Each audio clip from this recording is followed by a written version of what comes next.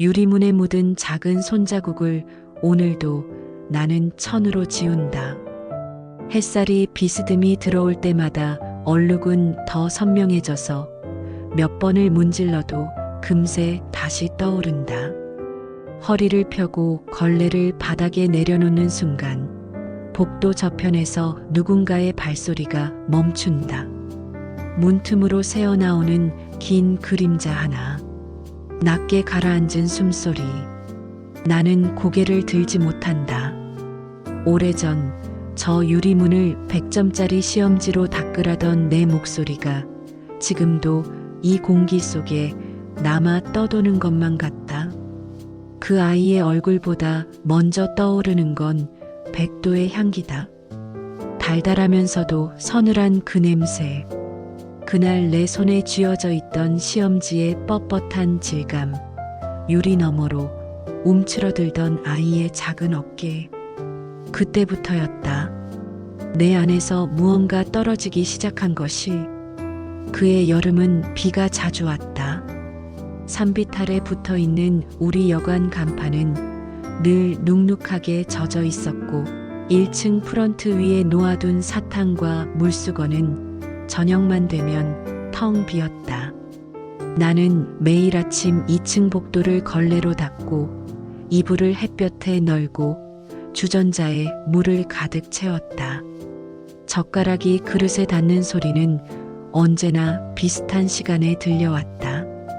그의 숟가락은 밥그릇 가장자리를 살짝 긁는 버릇이 있어서 나는 그 소리만 들으면 가스불을 줄였다. 그때 나는 아이가 간절했다. 집안 곳곳에서 약 냄새가 풍겼다. 초록빛 유리병에 담긴 한약을 작은 쟁반에 올려놓으면 그 냄새가 벽을 타고 안방까지 번졌다. 밤마다 달력을 넘기며 날짜에 표시를 했다. 실패한 날들만 점점 늘어났다. 아이를 데리러 간 날 나는 낡은 구두를 정성스럽게 닦아 신고 어깨를 곧게 폈다. 도시 외곽에 있는 보육원. 땀 냄새와 비누 냄새가 뒤섞인 복도를 지나 방문을 열었을 때 작은 손이 내 시선을 피해 돌아섰다. 가슴에 달린 이름표가 흔들렸다. 나는 그 이름을 속으로 여러 번 되뇌며 손수건을 건넸다. 아이는 장난감 자동차의 운전대를 꼭 쥐고 있었는데 그 동그란 바퀴가 비어있는 내 품처럼 보였다. 돌아오는 차 안에서 나는 괜스레 라디오 볼륨을 높였다. 아이는 조수석에 앉아 계속 창밖만 응시했다.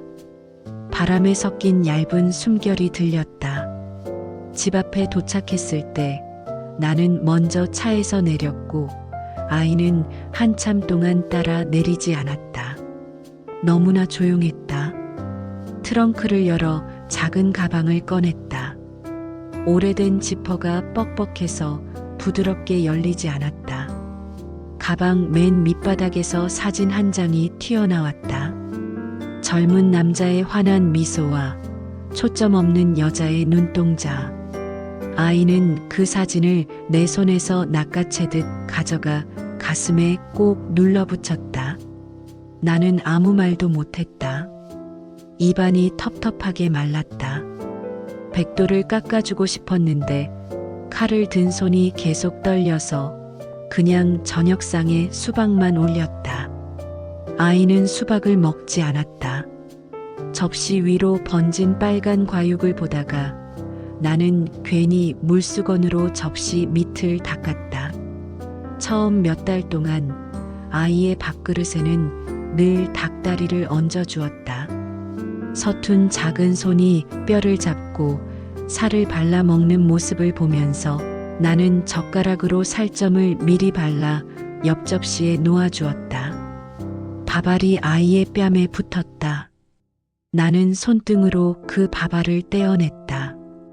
내 손등이 그 볼에 닿을 때마다 안방의 벽시계가 똑같은 소리를 냈다.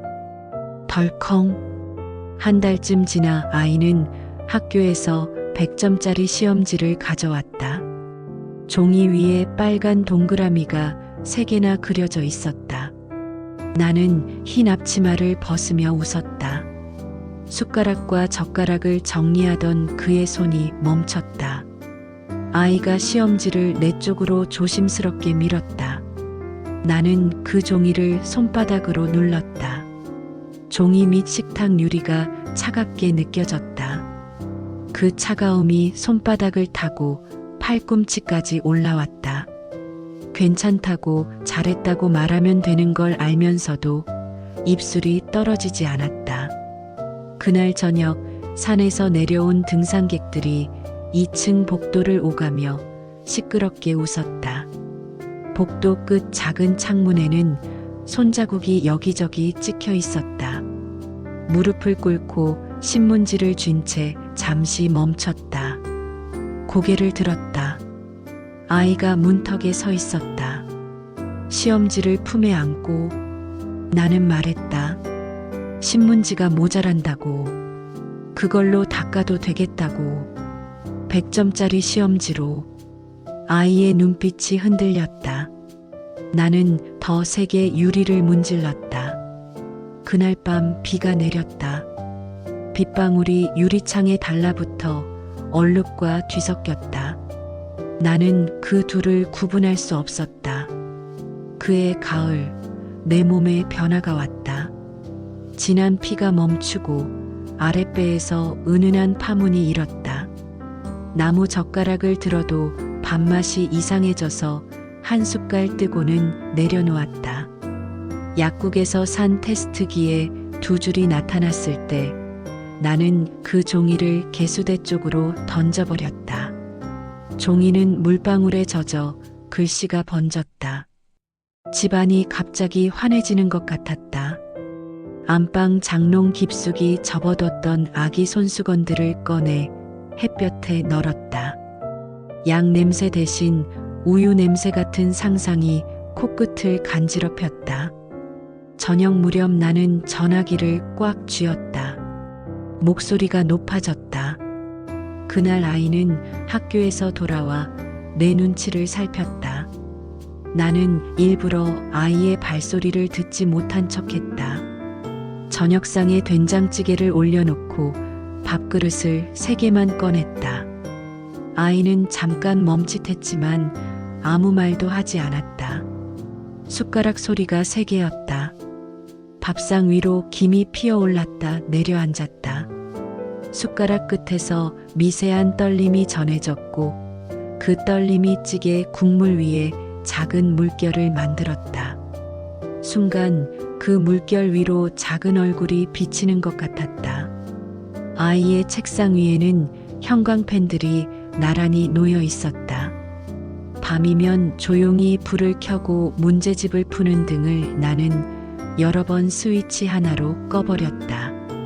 조용히 자라고 내일 이불 널고 약수터 물 받아오고 아침 복도 걸레질은 내가 하고 오후에는 3층 빨래를 돌리라고 공부는 사람을 망친다고 몸이 먼저라고 힘이 있어야 산다고 같은 말을 되풀이했고 내 목소리는 점점 낮아졌다. 아이의 문제집은 천천히 닫혔고 그 위로 얇은 먼지가 쌓여갔다. 주말이면 2층 장기 투숙객 방에서 담배 냄새가 흘러내렸고 그 냄새가 복도를 타고 현관까지 번졌다. 담배를 피우는 사내는 가끔 우동을 먹고 들어와 자판기 음료수를 아이에게 사주었다. 나는 그게 싫었다. 아이가 그 사내 방에 드나드는 걸 보면 세숫대야에 물을 받아놓고 수건을 3개 짰다. 물소리가 컸다. 그 소리에 내 마음도 잠깐 잠잠해졌다. 동생이 태어나던 날 나는 새벽녘약 냄새와 피 냄새를 함께 맡았다. 작은 울음을 가슴에 안으니 세상이 처음으로 제자리를 찾아가는 것 같았다. 작은 발을 쓰다듬으며 속삭였다. 이 집에는 이제 진짜 아이가 생겼다고. 그 말을 누구에게도 크게 하지 않았다. 하지만 하루에도 수없이 속으로 되뇌었다. 아이는 그날 오후 프런트 의자에 앉아 있었다. 손에 수건을 쥐고 복도에는 꽃바구니와 풍선이 오갔다. 물었다. 학교는? 대답이 없었다. 그날 저녁 사진관에서 찍은 가족 사진이 현관 옆 벽에 걸렸다. 사진을 조금 기울여 다시 바로잡았다. 액자 유리에 내 얼굴이 어렴풋이 비쳤다. 그 옆으로 작은 못자국이 하나 더 있었다. 예전에는 거기에 다른 사진이 걸려 있었던가. 기억나지 않았다. 밤늦게 프런트 불을 끄고 안방으로 들어가 이불을 덮었는데 벽 너머에서 얇은 울음이 그치지 않았다. 다시 일어나 부엌으로 갔다. 백도 통조림을 따고 하얀 과육을 얇게 썰어 도마 위에 올렸다. 그릇에 담아 졸음으로 고개를 끄덕이는 큰아이 앞으로 밀었다. 아이는 숟가락을 들지 않았다. 손등으로 눈만 문질렀다. 왜 하필 백도를 꺼냈을까? 알 수 없었다. 내 손에서는 달달한 향기가 났고 그 향기는 싱크대 밑 어둠 속으로 천천히 가라앉았다. 시간은 이상하리만치 빠르게 흘러갔다. 작은 아이가 돌잔치에서 꽹과리 소리에 놀라 울음을 터뜨리던 날, 큰아이는 1층 카운터를 지켰다. 누군가는 반드시 프런트에 있어야 했다.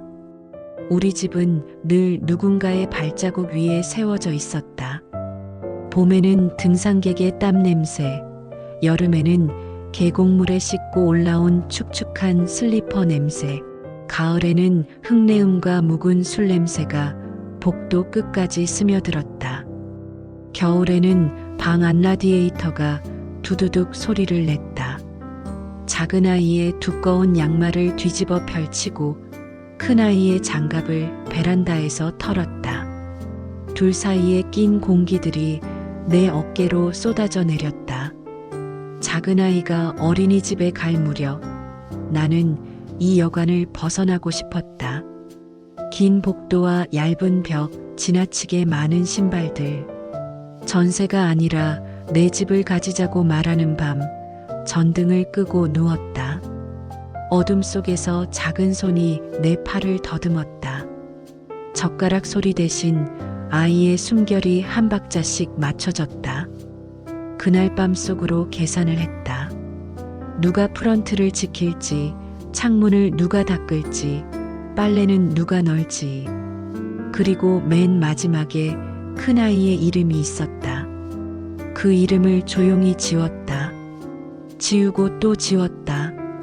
불 꺼진 안방 천장 위로 지워진 이름이 매번 더 진하게 떠올랐다. 중학생이 된 큰아이는 밤마다 책상 앞에 앉았다. 가끔 방문을 휙 열었다. 전등이 켜져 있으면 스위치를 내려버렸다.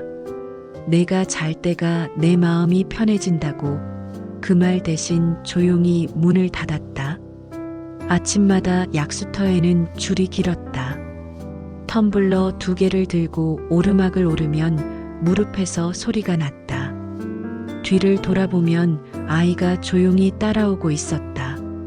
주머니에 손을 넣고 어깨를 둥글게 말고 내 손엔 텀블러, 그의 손에도 텀블러. 계단을 내려오는 길 들고 있는 물통이 서로 부딪혀 작은 울림을 만들었다. 그 소리를 들으면 기분이 조금 나아졌다. 그렇게 우리는 한쪽으로 조금씩 기울며 걸었다. 고등학교에 들어간 아이는 야자를 신청하고 싶다고 했다. 프런트 위 계산기를 두드리다 말없이 그 신청서를 아이 손에서 빼앗았다. 계산기가 딱딱거렸다. 밤에는 빨래방에서 세탁기 소리가 요란했다. 흰 시트를 밀어넣고 탈수를 기다리고 거리대에 걸고 팔을 털었다. 작은 아이는 숙제를 하며 색연필로 나뭇잎을 칠했다. 복도 끝방 손님이 낮은 목소리로 노래를 흥얼거렸다.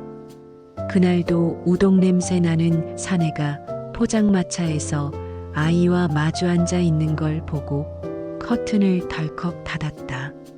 소금기 부족한 국물 냄새가 창문 틈으로 들어와 내 혀끝을 스쳤다. 혀에서는 짜지도 달지도 않은 맛만 오래 남았다. 큰아이가 집을 나간 날, 작은아이는 초등학교에서 돌아와 호주머니를 뒤졌다. 손가락이 허공에서 허둥댔다. 없다고 했다. 작은 돈이라고 했다. 프런트 서랍을 열고 닫았다. 열쇠를 찾았다. 찾지 못했다. 목소리가 커졌다.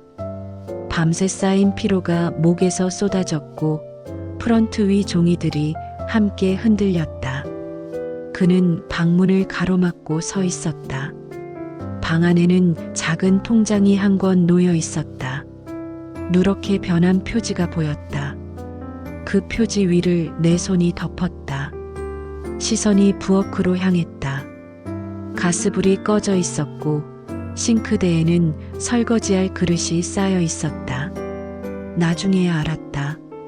그 통장은 그가 모은 것이었다는 걸. 5년 넘게 작은 돈을 모아온 흔적이라는 걸. 그날은 몰랐다.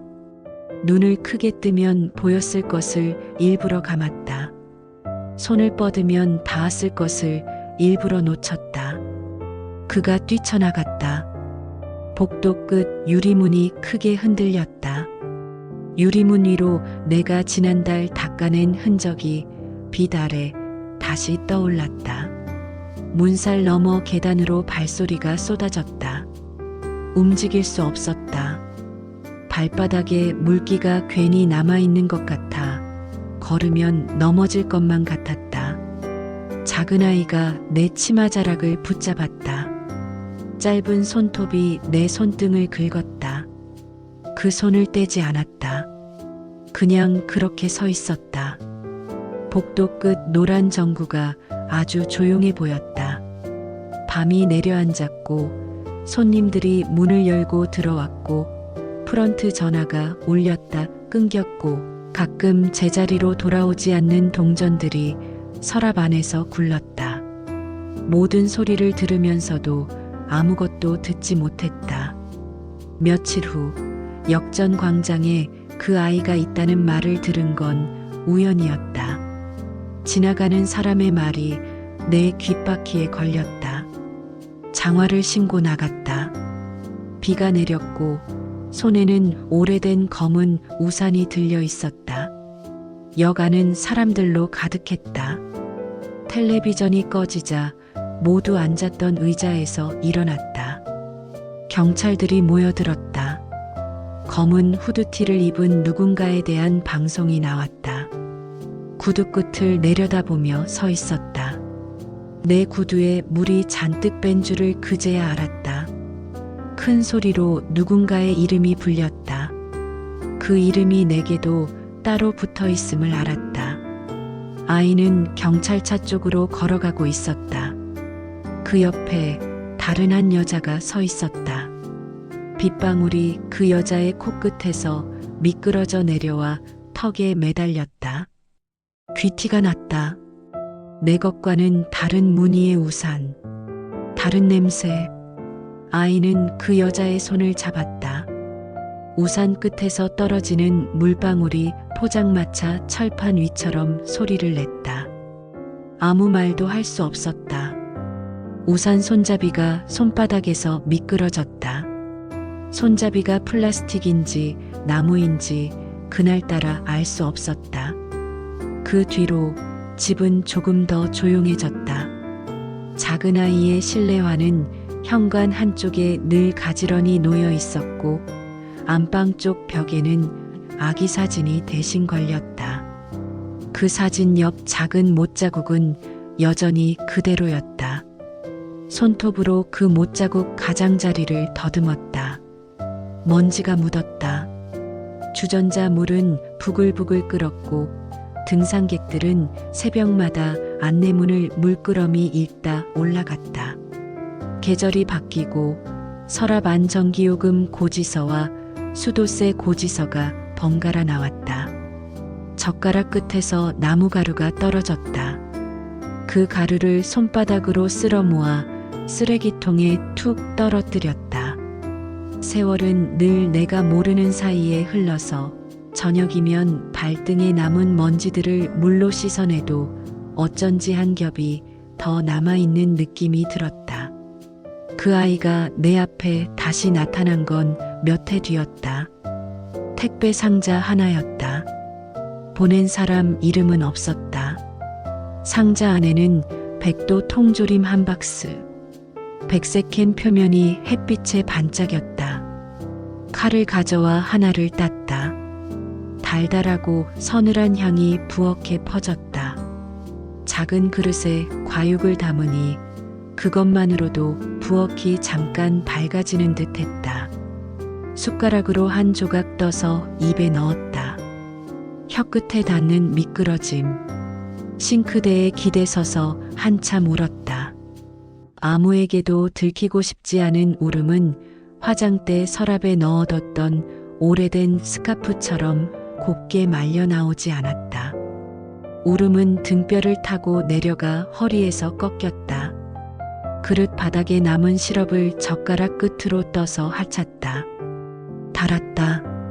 달아서 더 비겁했다. 그날 밤 못자국에 작은 핀 하나를 새로 꽂았다. 아무것도 걸지 않은 채 작은 아이는 점점 컸다. 어린이집에서 유치원으로, 유치원에서 초등학교로, 운동의 날 학부모들 사이에서 박수를 쳤다. 작은 아이가 달리기에서 꼴찌를 해도 손수건을 흔들었다. 반환점을 도는 순간 작은 아이가 잠깐 뒤를 돌아봤다. 먼지 같은 햇빛이 그 뺨에 얹혔다. 목에 걸린 얇은 금줄을 손가락으로 만지작거렸다. 집으로 돌아오는 길 슈퍼에서 우유를 사고 계란을 사고 얼음 봉지를 하나 집어들었다. 냉동고 문을 닫는 소리가 귀에 크게 박혔다. 그 순간 프런트 전화가 울렸다. 익숙한 목소리였다. 변호사라고 했다. 친족이라고 했다. 오래전 어떤 사람이 죽었고, 오래전 어떤 소송이 있었고, 오래전 어떤 확인들이 있었다고 말했다. 들리는 말을 절반밖에 이해하지 못했다. 용건을 묻자 나와는 상관없다고 했다. 하지만 관계가 없다는 말은 언제나 어떤 모서리를 남기는 법이라 통화를 끊고 나서 손등이 허공을 더듬었다. 같은 시각 텔레비전에서는 어떤 젊은 연구자가 상을 받았다고 나왔다.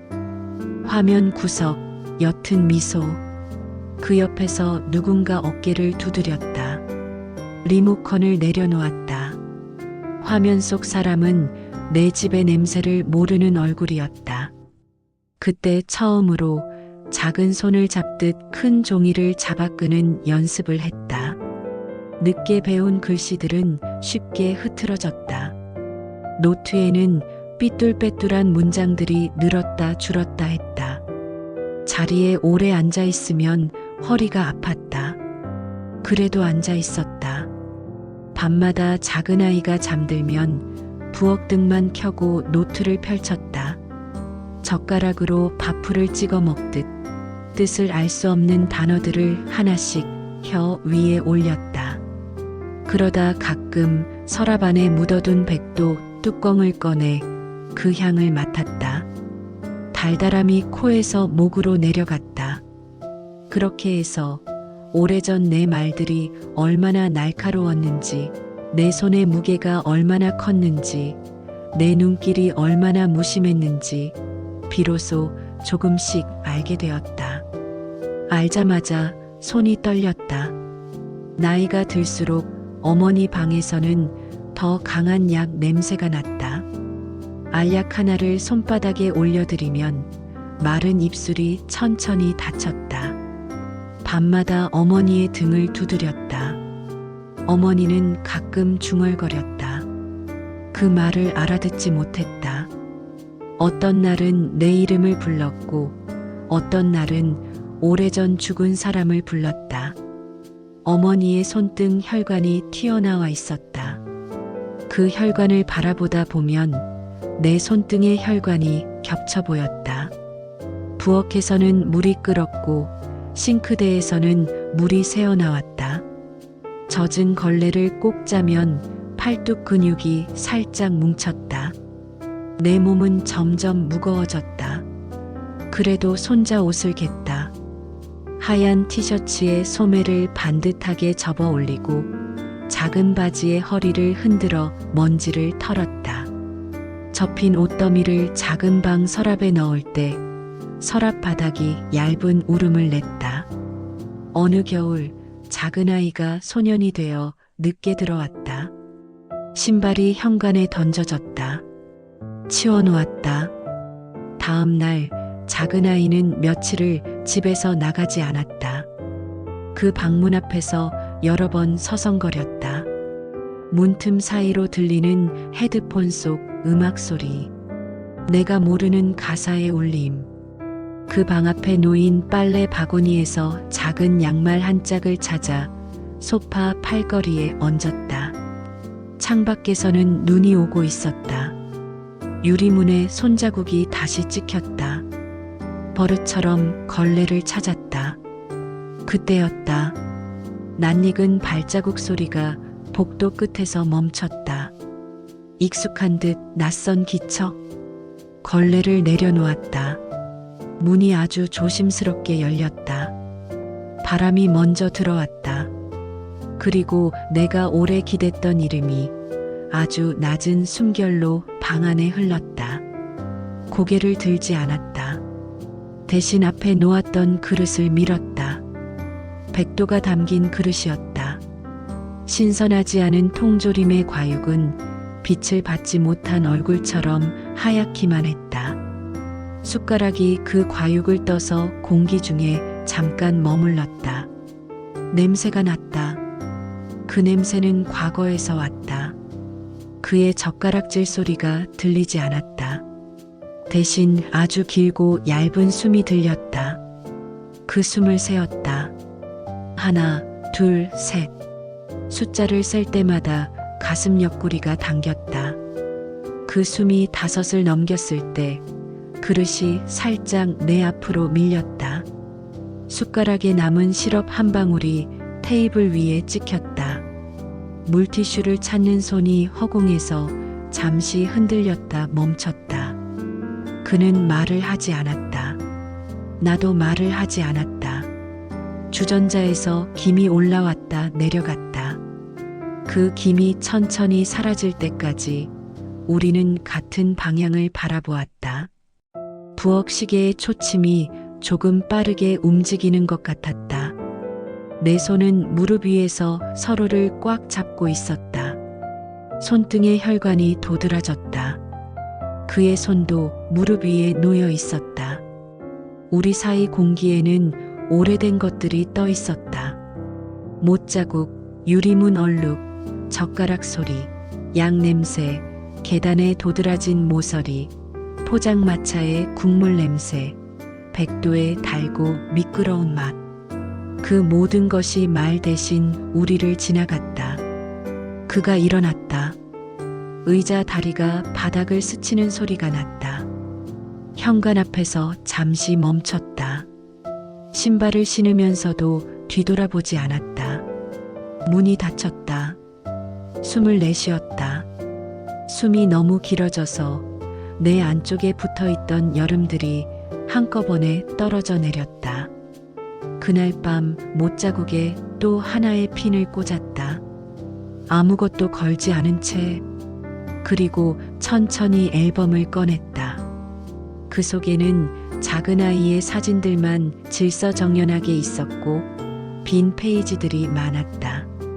빈 칸마다 얇은 연필로 작은 동그라미를 그렸다. 동그라미 속을 채우지 않았다. 새벽 물을 마시러 부엌으로 갈 때 창문 바깥에서 새소리가 났다. 도시의 새소리는 어딘가 쓸쓸했고 그 쓸쓸함이 오히려 어깨를 가볍게 했다. 빈 컵을 싱크대에 내려놓고 돌아서는데 현관 앞 작은 테이블 위에 흰 봉투 하나가 놓여 있었다. 문틈 사이로 밀어 넣었는지 모서리가 조금 구겨져 있었다. 봉투 안에는 짧은 종이 한 장. 글씨는 반듯했다. 백도 고맙습니다. 그 한 줄을 여러 번 읽었다. 읽다 보니 한 줄이 세 줄로 늘어났다. 고맙습니다라는 말 속에 여러 계절이 섞여 있었다. 그 종이를 서랍 가장 안쪽에 넣었다. 그 서랍에는 오래전 테스트기 두 줄의 희미한 흔적도, 누렇게 바랜 전기요금, 고지서도, 아기 손수건에 올 풀린 모서리도 있었다. 그 안에 그 한 줄을 보태어 두었다. 이제 유리문을 닦을 때 맨 끝 얼룩을 일부러 남긴다. 손자 손자국 하나쯤은 남겨둬야 아이가 여기 다녀갔다는 게 보인다. 지나친 반듯함이 사람을 더 외롭게 만든다는 걸 늦게 배웠다. 손자 옷을 개다 보면 가끔 그가 어릴 때 입던 티셔츠의 감촉이 손끝에 돌아온다. 그때의 면은 얇고 늘어났고 그러나 따뜻했다.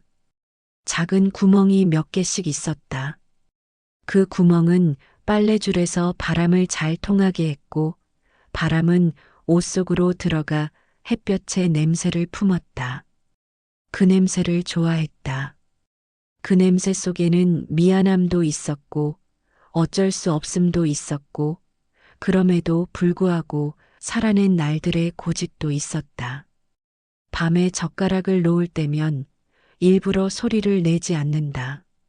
식탁 모서리를 손바닥으로 쓰다듬는다. 옅은 상처들이 손끝에 잡힌다. 마른 손가락으로 못자국을 한 번 더 만져본다.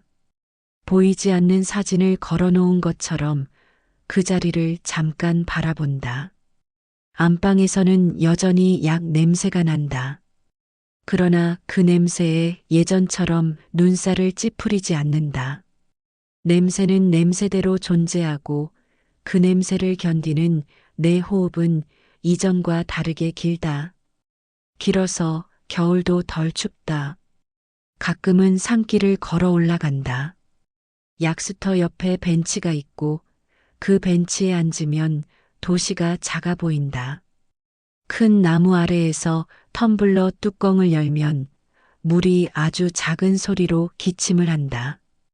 그 소리를 듣고 있으면 오래전 물과 서로 부딪히던 텀블러 소리가 겹쳐진다. 조금은 덜 아프다. 내려오는 길에 시장에 들러 백도를 산다. 통조림이 아니라 생과일의 백도는 계절을 타고 왔다.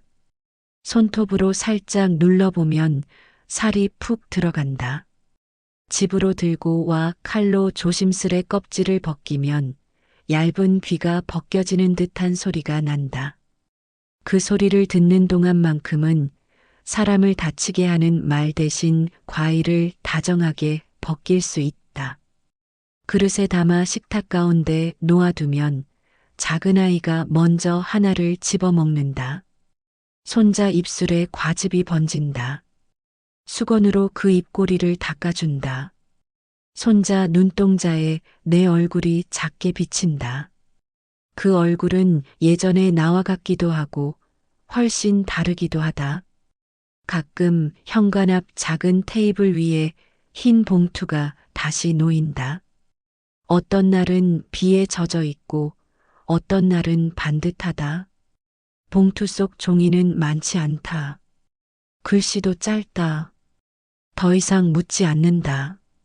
오지 않아도 괜찮다, 와도 괜찮다 라고 속으로만 말한다. 다만 여름이면 백도를 사서 그릇에 담아놓는다. 혹시라도 누군가 문틈 사이로 얼굴을 들이밀다 가버릴 때 냄새 하나라도 붙잡힐 수 있도록. 오늘도 유리문을 닫고 못자국을 만지고 젓가락 소리를 조심스럽게 피한다. 손자 옷을 개고 어머니 약을 건네고 밤이면 조용히 노트를 펼친다. 연필심이 눌려 남긴 작은 자국을 손가락으로 문지른다. 글자는 번질수록 내 안쪽 깊은 곳에 들어온다. 큰아이의 어린 발자국 소리가 복도에서 들리던 그 시절의 냄새가 아주 희미하게 돌아온다. 희미해서 좋다. 너무 선명하면 또 무너질 테니까. 이제 내 안에 남은 몇 장의 빈 페이지를 천천히 채울 생각이다. 사진 대신 냄새로, 냄새 대신 촉감으로, 촉감 대신 침묵으로, 그 침묵 속에서 오래 버텨온 이름을 내 입술로 아주 천천히 불러본다. 대답이 없어도 괜찮다. 대답이 없는 것도 하나의 대답이니 그 대답과 같이 앉아 있을 것이다. 백도의 향이 다 사라질 때까지 유리문에 남은 작은 손자국이 햇빛에서 사라지지 않을 때까지 젓가락 소리를 내지 않는 저녁들이 내게서 저무는 그날까지 오늘의 물기를 조용히 짜낸다. 그리고 천천히, 아주 천천히 다음 날의 물을 받으러 간다.